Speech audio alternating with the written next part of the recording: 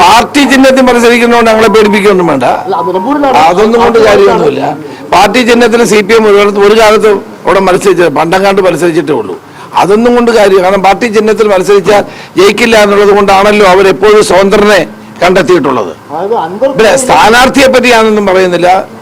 സ്ഥാനാർത്ഥികളെ അവർക്ക് തീരുമാനിക്കാനുള്ള അധികാരമുണ്ട്. LDF-നെ അവർ തീരുമാനിച്ചിട്ടുണ്ട്. പക്ഷേ നിലമ്പൂരിൽ ഒരു സംശയവും വേണ്ട, UDF-ന്റെ സ്ഥാനാർത്ഥി ആര്യാടൻ ഷൗക്കത്ത് വൻ ഭൂരിപക്ഷത്തോടെ ജയിക്കും.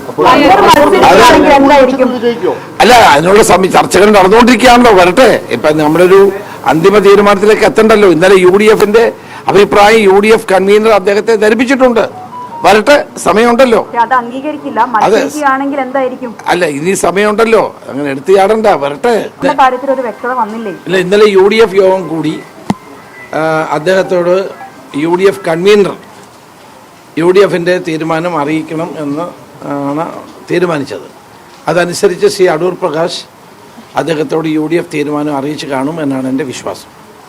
ഇതിനകത്ത് അദ്ദേഹത്തെ സഹകരിപ്പിക്കുന്നതിന് ഒരു പാടുമില്ല. അതിനകത്ത് ആകെ പറഞ്ഞത് ഇത്രയേ ഉള്ളൂ, നമ്മുടെ സ്ഥാനാർത്ഥി ആര്യാടൻ ഷൗക്കത്താണ്, അദ്ദേഹത്തിൻ്റെ പൂർണ്ണ പിന്തുണ കൊടുക്കുമ്പോൾ UDF-ന്റെ തീരുമാനം അറിയിക്കുമെന്നാണ് പറഞ്ഞിട്ടുള്ളത്.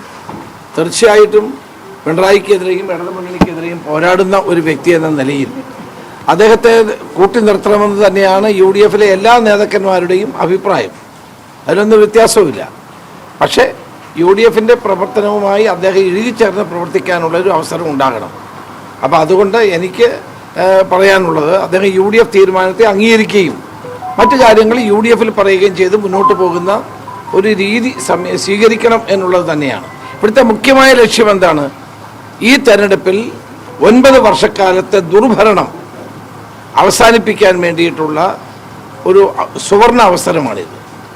നിലമ്പൂരിലെ തെരഞ്ഞെടുപ്പിലൂടെ ഇടതുപക്ഷ ജനാധിപത്യ മുന്നണിയുടെ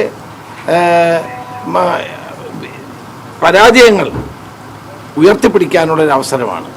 അതാണ് അൻവർ എപ്പോഴും ചൂണ്ടിക്കാണിക്കുന്നത്. അൻവർ ചൂണ്ടിക്കാണിക്കുന്നത് പിണറായിസത്തിനെതിരെയും അവരുടെ ആഭ്യന്തര വകുപ്പിൻ്റെ പ്രവർത്തനങ്ങൾക്കെതിരായും സർക്കാരിൻ്റെ അഴിമതികൾക്കെതിരായുള്ള നിലപാടാണ് സ്വീകരിച്ചിട്ടുള്ളത്. ആ നിലപാട് ഉയർത്തിപ്പിടിക്കാനും അവർക്ക് വേണ്ട പാഠം പഠിപ്പിക്കാനുമുള്ള അവസരമാണ് നിലമ്പൂർ ഉപതെരഞ്ഞെടുപ്പ്. ആ ഉപതെരഞ്ഞെടുപ്പിൽ രാഷ്ട്രീയ പ്രാധാന്യം കണക്കിലെടുത്തുകൊണ്ടുള്ള സമീപനം അദ്ദേഹം സ്വീകരിക്കുമെന്നാണ് ഞാൻ ഇപ്പോഴും കരുതുന്നത്. അതുകൊണ്ടാണ് ഇന്നലെ UDF യോഗം ചേർന്ന് ഇത്രയും കാര്യങ്ങൾ അദ്ദേഹത്തെ അറിയിക്കാൻ തീരുമാനിച്ചിട്ടുള്ളത്. മറ്റു കാര്യങ്ങൾ വരട്ടെ, എങ്ങനെ വരുന്നു.